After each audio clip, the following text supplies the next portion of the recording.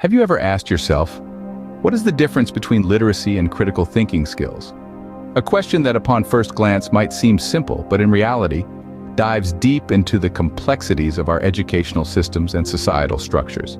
Take, for instance, the reading and writing culture in Africa, a topic widely debated and often misunderstood.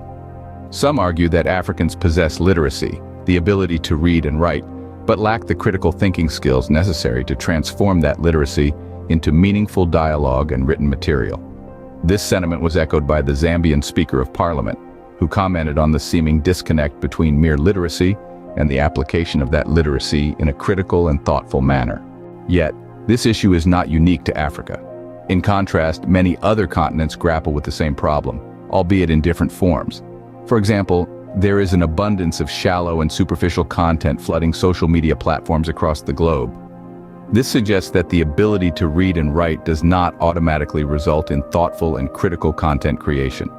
Even within the sphere of politics and power, the disparity is evident.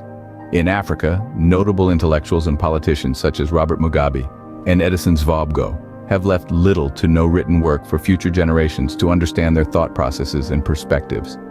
In contrast, Western politicians and intellectuals have a rich tradition of documenting their experiences and ideologies. Interestingly, this disparity extends to the home environment as well. While you're more likely to find a bookshelf in a Western home, African homes tend to prioritize other commodities over books. This, coupled with the exploitation and manipulation by populist politicians and fake prophets, has led to a culture of sycophancy, particularly in religious institutions. However, it's important to note that this is not an indictment of Africa, but rather a critique of a societal issue that affects us globally.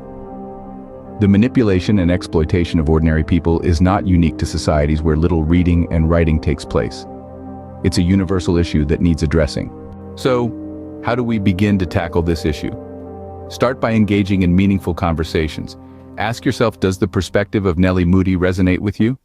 And more importantly, what steps can you take to foster a culture of reading and writing in your own community? Remember, promoting a reading and writing culture is not just about increasing literacy rates.